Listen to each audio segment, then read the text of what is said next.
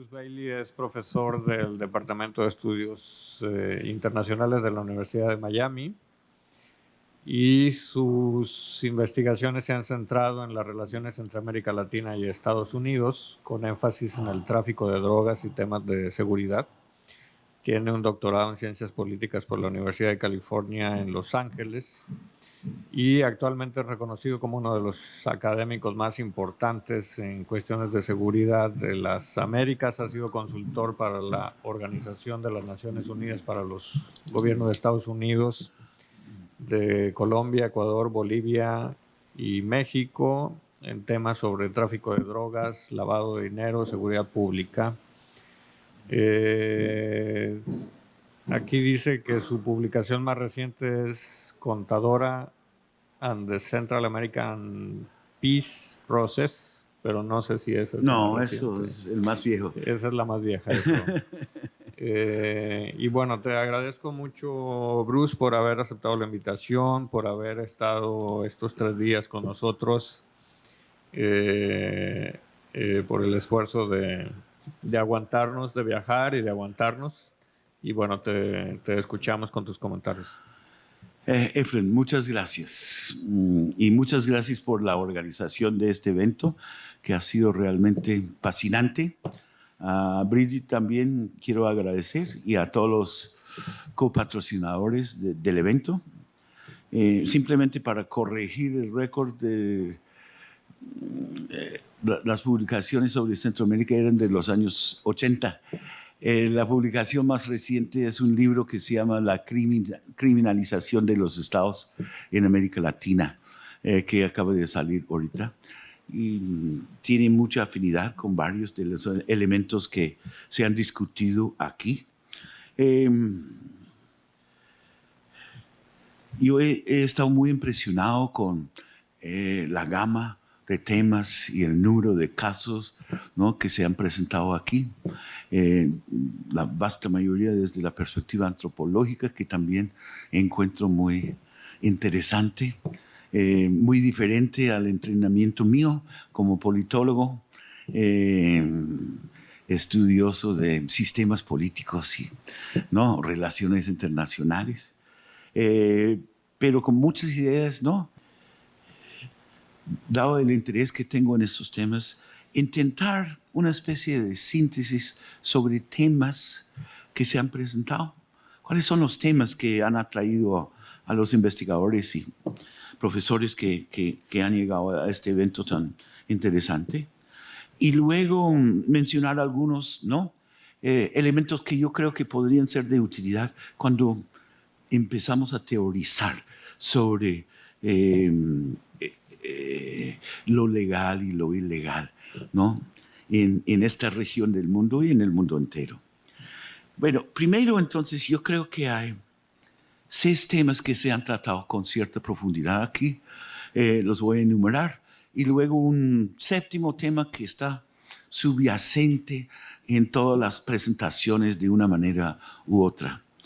El primer tema es la globalización desde abajo y globalización por arriba, que tiene que ver con varios otros temas, pero yo creo que es fundamental porque los cambios en la economía mundial han transformado la forma en que no se llevan a cabo las varias actividades de mercados informales, de actividades ilegales, de actividades semi-legales o grises y completamente, ¿no?, ilícitas. En ese sentido, yo creo que, especialmente en el siglo XXI, pero no en las últimas décadas del siglo XX, hemos visto cambios fundamentales. Algunos de los autores los han mencionado, ¿no?, de manera muy explícita, que este proceso de globalización realmente ha afectado el tipo de mercancías que están involucrados, ¿no?, el tipo de contrabando, las regiones mundiales que están involucrados, especialmente en el contrabando de México o el contrabando de Brasil, ¿no? Cuando yo estuve con mi último sabático aquí en México hace unos años, yo fui al centro histórico varias veces y noté la presencia de los chinos y de los coreanos especialmente, ¿no? Que dominan ahora, algo que hace 30 años, 40 años era completamente distinto, ¿no? Eso ha transformado el carácter, ¿no? De muchas de las interacciones, tanto legales como ilegales, adentro de México y adentro de muchas de las economías nacionales alrededor del hemisferio occidental. Si combinamos ese tema con un segundo tema que es el tema de las fronteras, que siempre ha sido fundamental. Cuando hay cambio de soberanía, cambio de estructura legal, ¿no? Y las formas de aplicar la ley, obviamente hay barreras y hay impedimentos para el libre flujo de seres humanos, el libre flujo, ¿no? De mercancías lícitas y de mercancías ilícitas. Las drogas son, ¿no? Obvios, pero ropa usada, autos, ¿no? Lo que ustedes quieren, lo que se ha mencionado aquí, ¿no? Y muchos otros temas. Las fronteras son también oportunidades. Y yo creo que esto ha salido a relucir aquí. Que cuando existen estas confusiones de competencias legales y soberanas, ¿no? Frente a lo que son líneas en un mapa, no necesariamente afecten cómo es que se organiza la sociedad, la economía, las organizaciones civiles, ¿no? Y mucho menos las organizaciones, ¿no? Clandestinas y de crimen organizado de distintas formas. Entonces las fronteras, no solo la frontera entre Estados Unidos y México, que es obviamente uno de los primeros temas que Josiah y otros, ¿no? Levantaron y que fue tema del primer panel, o del segundo panel, perdón, con Efren y Alberto, ¿no? Y Fernando, pero la frontera con la triple frontera, Paraguay, Uruguay, Argentina y Brasil, es otro ejemplo, pero hay fronteras en todas partes de América Latina. La frontera más candente en este momento en toda América Latina no son las fronteras que hemos mencionado, sino la frontera entre Venezuela y Colombia, ¿no? Que está ocupado, ¿no? Por una serie de organizaciones armadas, ¿no? Actores no estatales, los urabeños o los gaitanistas están ahí, pero también varias de las organizaciones que Jorge Ordóñez mencionó ayer, especialmente los rastrojos que están peleando, oficinas de Envigado, de La Guajira y las distintas organizaciones obviamente que operan en Venezuela. Entonces, en todas partes de América Latina, las fronteras son fundamentales, se prestan a esa clase de confusión, si puedo decirlo así, entre lo legal y lo ilegal. Y han sido objetos de muchos de los estudios que ustedes han presentado con lujo de detalle, ¿no? Sobre cómo funcionan hasta las caravanas, ¿no? De 300 ómnibuses, ¿no? Que me impresionó mucho. Entonces, eso es un segundo tema. Se combina con la globalización, porque la globalización vuelve menos efectiva la soberanía y menos, ¿no? Práctica el control fronterizo en muchas zonas, ¿no? De México y del resto de la región. Un tercer tema es el tema de los mercados informales que se dan en todas partes de América Latina, ¿no? Mercados informales que involucran la venta de autos robados, ¿no? Que involucran la compra de mercancías en Paraguay para llevarlos al Brasil, que obviamente involucran varios, ¿no? El tráfico de varios estupefacientes, la cocaína, la heroína, ¿no? Metanfetaminas y todo lo demás, fentanilo en tiempos recientes. En ese contexto, varios de los estudios de caso presentados, yo creo que hicieron un muy buen trabajo frente a cómo es que se configuran estos mercados informales por un lado, con elementos de legalidad y de ilegalidad.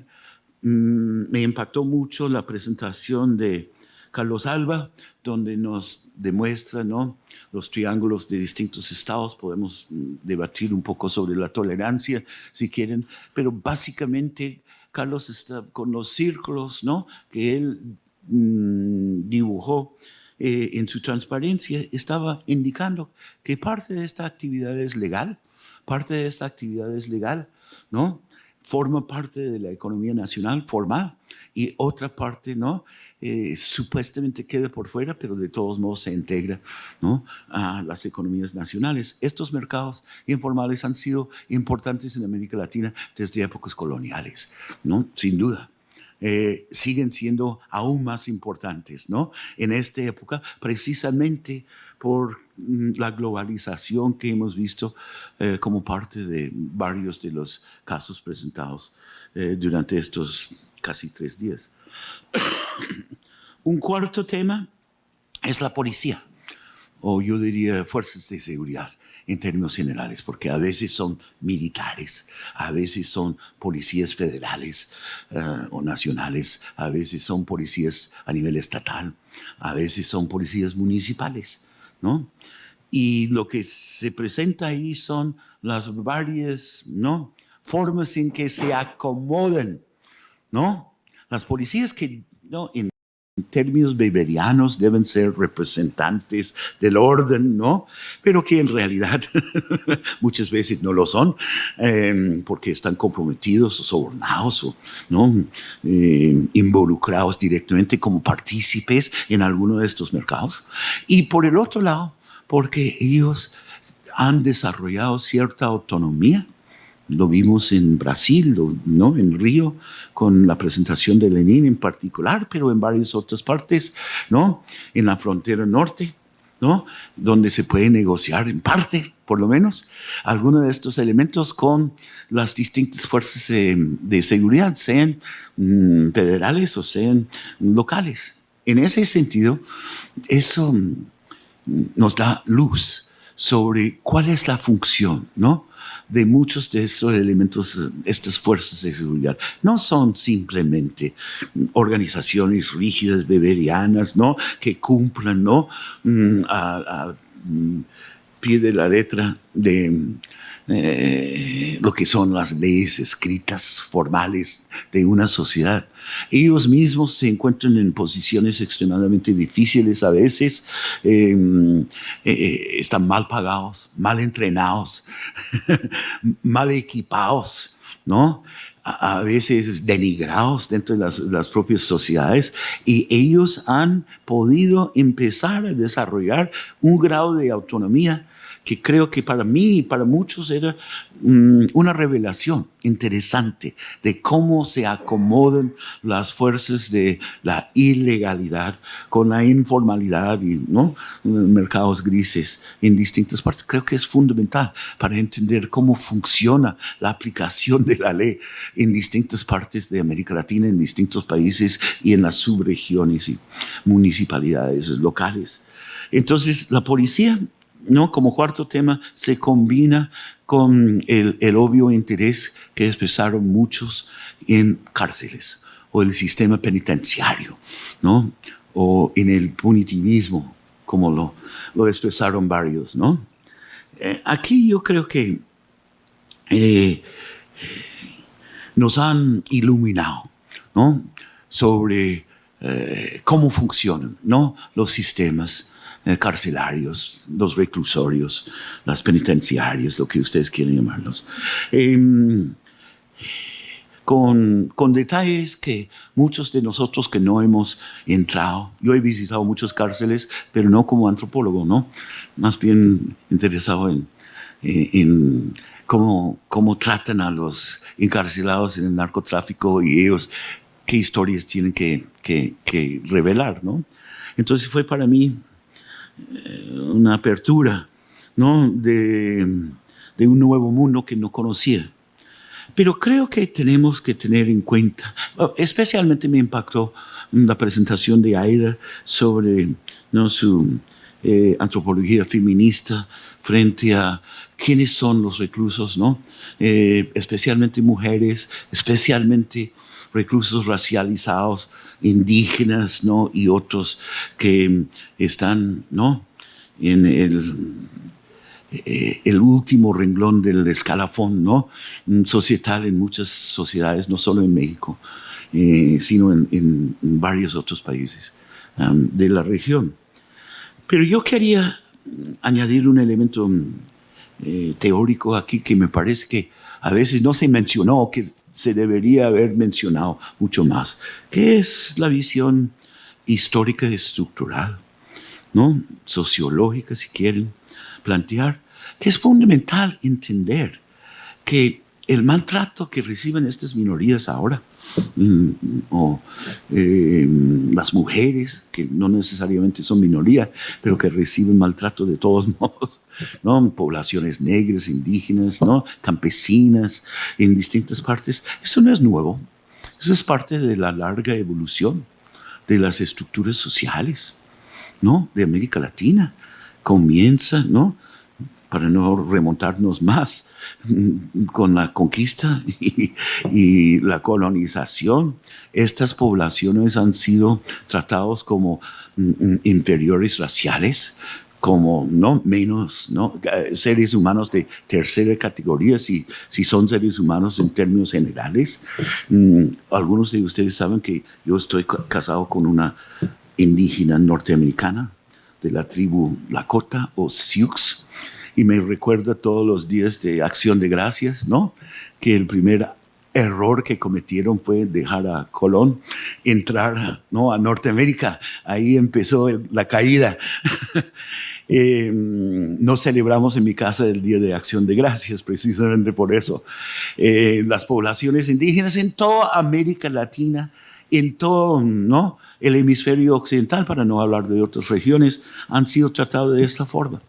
Son elementos discriminados sistemáticamente en términos raciales, en términos étnicos, en términos religiosos, que hay que mencionar, y también en términos económicos, de su condición de pobres, ¿no? Sin tierra, a veces sin techo, etc. Esa visión histórica me dice, sociológica, histórica, ¿no? Estructural, me dice que estos fenómenos no son nuevos y que no debemos sorprendernos, lo cual quiere decir que debemos tener en mente qué es que estamos tratando de hacer con los estudios que se hacen, ¿no? Y que revelan el sufrimiento, ¿no? Y las malas condiciones y la discriminación que sufren estas poblaciones. Aquí me remonto a las teorías críticas, critical theory, que en todas sus variaciones, y no voy a entrar en eso para aburrirles, no plantea la emancipación, ¿no? Como el propósito teórico, ¿no? Hay varias formas de eso, pasan por Habermas y muchos otros, ¿no? Teóricos que han trabajado desde los años 30 y 40 todo el tema, hereden elementos marxistas, pero plantean una visión distinta. Su planteamiento es la emancipación de las mujeres reclusas, ¿no? Para que tengan voces, para que puedan, ¿no? Levantar sus voces y contar sus propias historias, pero también para las otras poblaciones discriminadas y, ¿no? Maltratadas. Eso quiere decir que tenemos que tener una visión de lo que es la emancipación. Por lo menos hay que contemplarlo, porque hay distintas visiones. Hay muchos caudillos que quieren poner su visión de emancipación, ¿no? De libertad. Estamos viéndolo en todas partes del mundo en este momento. Entonces yo creo que esa clase de trabajo requiere una reflexión, tanto histórica y estructural, como también de teoría crítica para entender. Hay varios planteamientos. No voy a tener la oportunidad ni la capacidad de aclarar todos estos temas, pero creo que cada uno de nosotros tiene que contemplar qué está involucrado en plantear eso. Liberación para quiénes, ¿no? Emancipación para quiénes, ¿no? Y bajo qué forma, cómo eso afecta otros elementos, clases, estrata, ¿no? De la sociedad. ¿Qué quiere decir liberar a las reclusas femeninas, pero no a los hombres que están, ¿no? encarcelados bajo condiciones infrahumanas, ¿no? ¿Hay causa común o es el patriarcado que nos bloquea, ¿no? Una forma de liberación conjunta. Estas son preguntas que me levantaron las presentaciones, ¿no? Especialmente la de Aida, pero también, ¿no? La reflexión de Sabine sobre que es un traficante. Yo hice la pregunta, si se acuerdan, los que no se consideren traficantes, pero que están involucrados de alguna manera, buscan el ascenso social. Es una forma de movilidad, ¿no? De enriquecimiento, pero sin reconocer el oprobio que muchas veces la sociedad, ¿no? decente, entre comillas, ¿no? Usa para calificar, ¿no? estos nombres. En ese sentido, entonces, yo creo que hay varios hilos comunes dentro de estas presentaciones del primer panel, pongámoslo así, órdenes alternos, que nos plantearon eso. No necesariamente directamente, pero que me levantaron, ¿no? al escuchar esa clase de idea, de pensamiento, ¿no? Si la cuarta categoría es la policía y las fuerzas de seguridad en general, la quinta categoría es sistema penitenciario, cárceles, ¿no? reclusorios, lo que quieren. Una tercera, que obviamente involucra el punitivismo, que es parte de una evolución larga, ¿no? en la sociedad occidental en particular, las sociedades mundiales, ¿no? Yo creo que eso nos obliga también a reflexionar, como lo hace Foucault, sobre exactamente qué quiere decir eso. Foucault, desde mi perspectiva, es postestructuralista. Él desafía la idea que cualquier forma de conocimiento, cualquier institución, ¿no? es objetivo, neutral, ¿no? separado de los intereses, ¿no? de los que conceptualizan, ¿no? estas nociones o que se inventan las cárceles o que detenten el poder. Estoy de acuerdo completamente, ¿no? con el postestructuralismo. Foucault lo plantea muy claramente frente a las cárceles. Las cárceles fueron inventados, ¿no? y evolucionados o desarrollados por los que detentaban el poder, los que querían protegerse, ¿no? de los estratos inferiores, de las clases sociales potencialmente rebeliosos, ¿no? de la escoria, de la chusma de la sociedad. Y los trataban exactamente de esa manera. No fueron, ¿no? de la sociedad decente, no merecían el respeto ni nada. La cárcel, el sistema penitenciario, es una forma de poder impuesto, ¿no? Hubo en varias de las presentaciones temas, ¿no? de cómo reformar los reclusorios, qué hacer, ¿no? en ese sentido. Y en el último panel que escuchamos también, una serie de propuestas sobre cómo reinventar la seguridad ciudadana. ¿Qué hacer con eso? ¿no? Hay una seguridad de izquierda en vez de la seguridad del status quo, de las fuerzas dominantes de la sociedad. Foucault nos hace pensar sobre eso, pero no nos propone muy claramente alternativas. Entonces, yo aplaudo los esfuerzos para empezar a pensar sobre cómo reformar esos sistemas. Hay una literatura vasta sobre eso. Y no podemos olvidarnos de Foucault, que dice que siempre son sistemas, no que representan la verdad, ni el conocimiento puro sin intereses de por medio, sino un nuevo sistema, va a ser también un sistema de seguridad que aboga por ciertos intereses y no por otros. Hay que tener claridad sobre cuáles son los intereses. Hay que tener claridad sobre quiénes van a ser, ¿no? Los beneficiarios y quiénes van a ser los sacrificados en un recambio, ¿no?, de sistemas de seguridad. ¿De dónde vendrá la resistencia?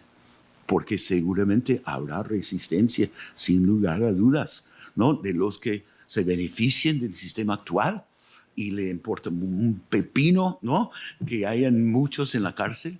Los Estados Unidos, para darle el ejemplo, que ha encarcelado a tantos por el tema de drogas, tiene 2.3 millones de reclusos, de encarcelados, más que cualquier otro país en términos porcentuales o en términos absolutos. ¿Quién se benefició de eso? Y no solo son, ¿no?, las compañías de prisiones, ¿no?, privadas. No. Son segmentos de la sociedad, clases sociales dominantes que buscan proteger sus propiedades, que buscan proteger, ¿no?, a ningún costo suyo, costo de los contribuyentes, pero a costos de los sectores inferiores de la sociedad, que no tienen plata, que no pueden contratar a abogados, ¿no?, que no pueden luchar en contra de un sistema sesgado en su contra. Entonces, en ese sentido, no podemos olvidarnos de Foucault, pero tampoco podemos encontrar soluciones con Foucault, porque él nos revela que hay sesgos detrás de todos los sistemas. Es nuestra tarea pensar, ¿no?, cómo están sesgados estos sistemas y cómo corregir en la medida posible, ¿no?, en la medida práctica, además.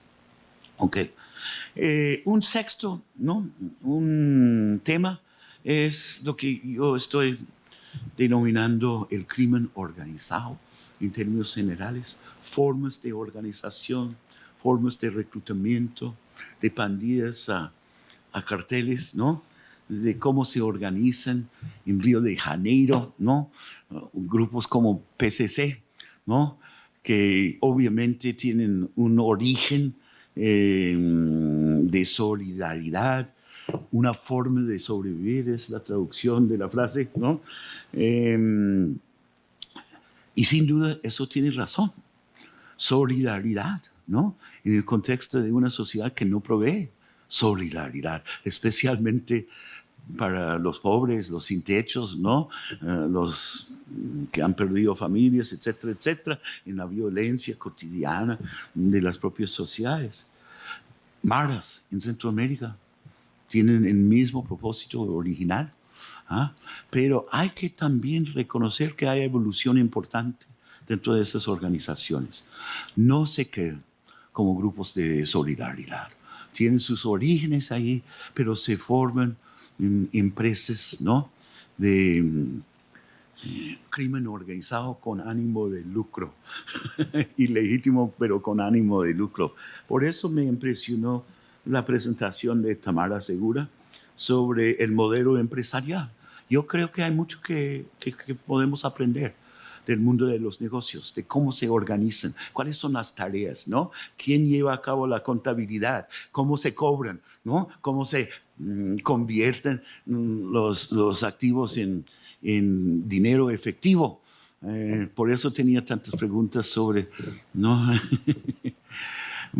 ¿Cómo es María Soledad? Presentación sobre cheques, cómo entran en el sistema y cómo funciona en Argentina, que es un sistema bastante interesante y un poco raro, dado la incertidumbre del Estado mismo y de sus políticas y de las experiencias de los últimos 20 años del corralito y todo lo demás. Yo creo que es bien importante insertar a Argentina más bien en ese contexto político de incertidumbre donde los empresarios y el ciudadano normal, un común y corriente, no tiene ninguna confianza, ni en el sistema bancario, ni en el gobierno que vaya a salvaguardar o garantizar, ¿no?, el valor de sus recursos.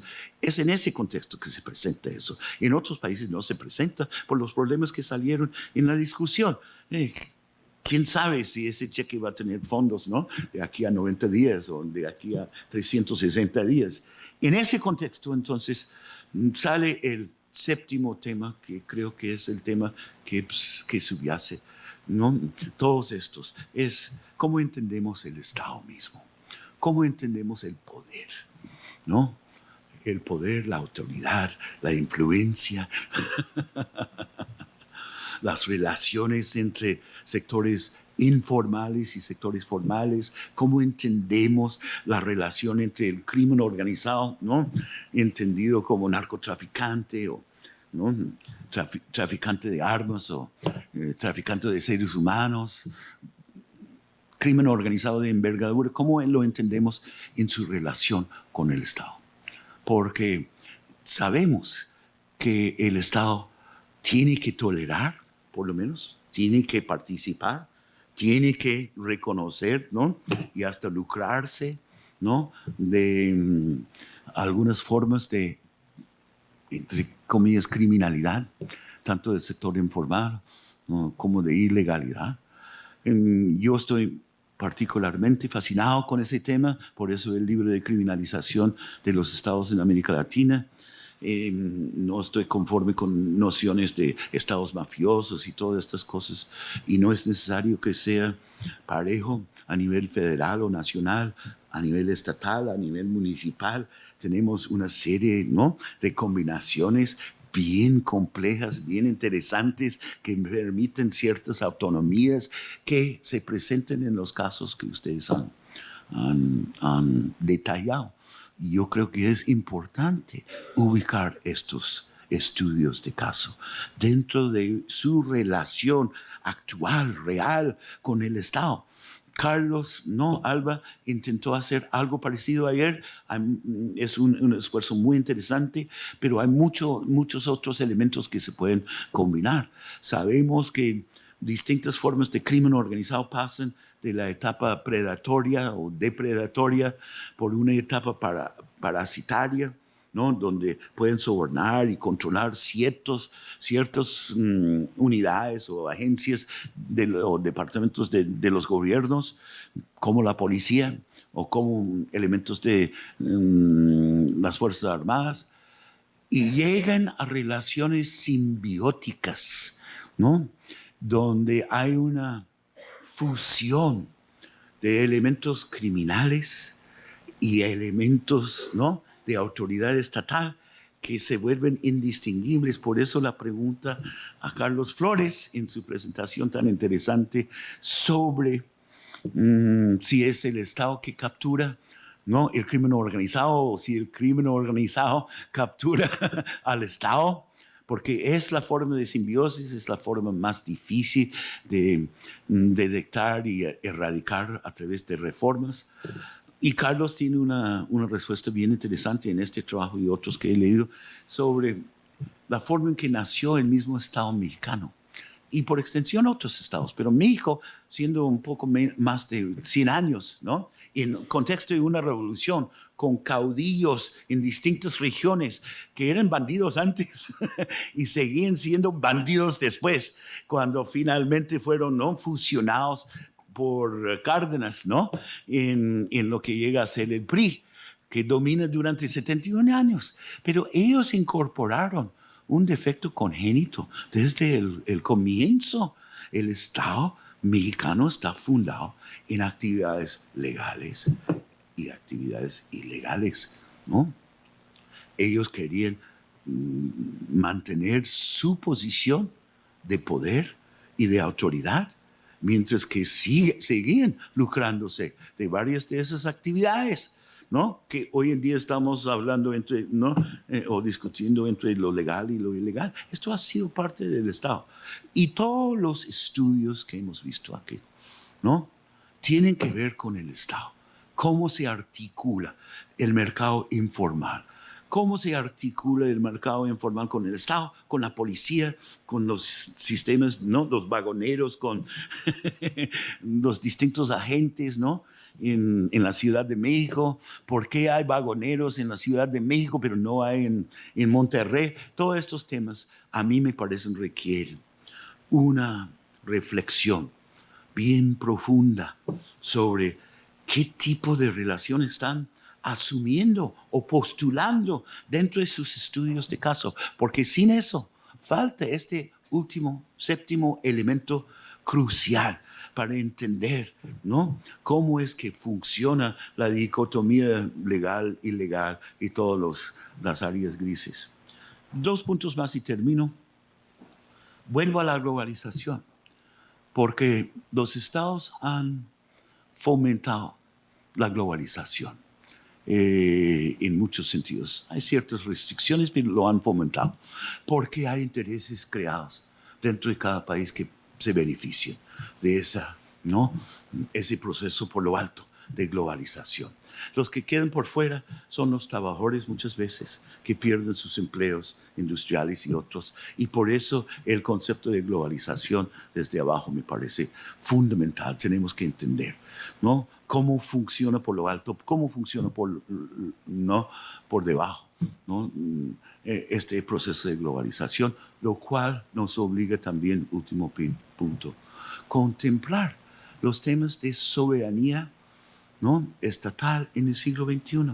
¿Qué quiere decir, ¿no?, la soberanía del Estado mexicano, cuando más de 80% de sus exportaciones van hacia los Estados Unidos, cuando Trump puede denigrar, ¿no?, al país desde el primer día, ¿no?, de su campaña en 2015, y el presidente mexicano, ni Peña Nieto ni AMLO, digan nada, ¿no? ¿Qué quiere decir la soberanía, ¿no?, frente a la frontera?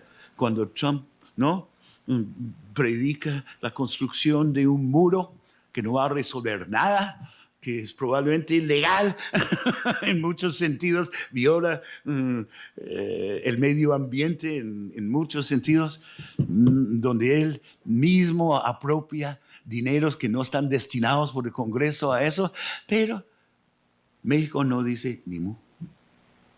¿Qué quiere decir la soberanía? ¿Cuál es la soberanía del Estado mexicano en un contexto globalizado, en un contexto de fluidez de fronteras, ¿no?, en un contexto donde, como en épocas anteriores, los estados grandes, bravucón y bocón, pueden dominar a los estados, ¿no?, más vulnerables? En ese contexto, ¿cómo juega la globalización con los fenómenos que que ustedes están estudiando? Me parece fundamental la pregunta, y tenemos que volver a incorporar el Estado en estos estudios. Gracias.